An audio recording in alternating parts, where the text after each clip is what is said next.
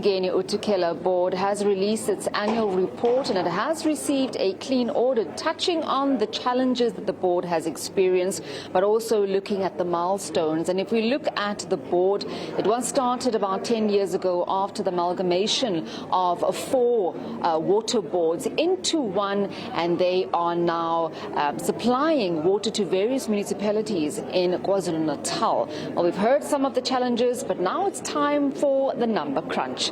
And with me, I do have the Chief Financial Officer, Tami Mkhwanazi. Thank you so much for joining us, Mr. Mkhwanazi. You spoke a lot about the numbers, quite a lot of numbers. If I look at the increase in credit losses, 400 million rand, revenue growth in 2025, 7.6 billion rand, and that was a increase or a decrease from 2024, but maybe you can put it into perspective for us. Yes, so the revenue did increase by about 11% to 7.6 billion rands, but there was a slight reduction on the profitability, where we went from 1.4 billion in the previous year to about 1.3 billion. It's about an 88 million rand shortfall, caused by credit losses, where we've seen that municipalities are battling to actually pay us on time, and that eventually we have to then start providing for credit losses on that. It becomes a cost in our bottom line, as well as the stagnant volume increases based on the fact that we are now limited to not abstract more than our licensed requirements in the Umgeni system. So those were the contributors of the reduced profit. But overall, the 1.3 billion is still much higher than what we had actually budgeted in the current financial year. I think our budget was around 800 million, and we've achieved 1.3 billion rands in the current year. And I imagine that's the challenge right now. Municipalities are unable to pay the water board, which is ineffective, putting you in a very difficult and precarious situation where you are finding yourself footing the bill. Yes, I think currently we're sitting with about 3.5 billion rands worth of debt from municipalities.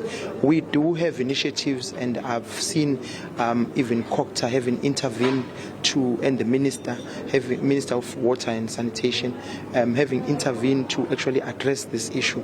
It is becoming a national crisis, and it also does touch on the risk of the future of the water board's financial sustainability, including ours.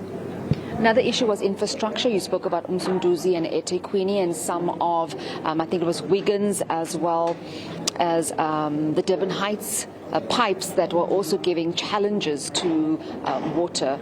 Yes, so obviously those are operational issues that we actually addressed. I think when I was talking then, I was addressing the maintenance cost line, which actually also increased quite significantly in the current financial year, where we really had to maintain some of our waterworks, and obviously we also had to use a lot of chemicals because we had an algae problem in 2025, which then meant we needed to use more chemicals. So I was addressing the increased cost element in that.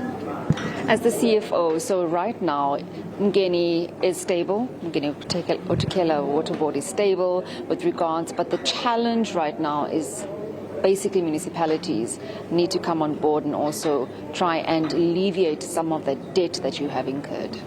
Yes, so that is one of the risks that we have.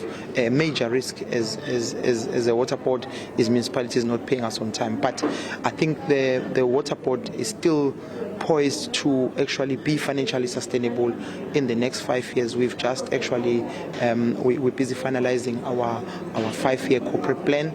It does have a forecast around us still making profits as a water board. So we are not forecasting any losses in the near future.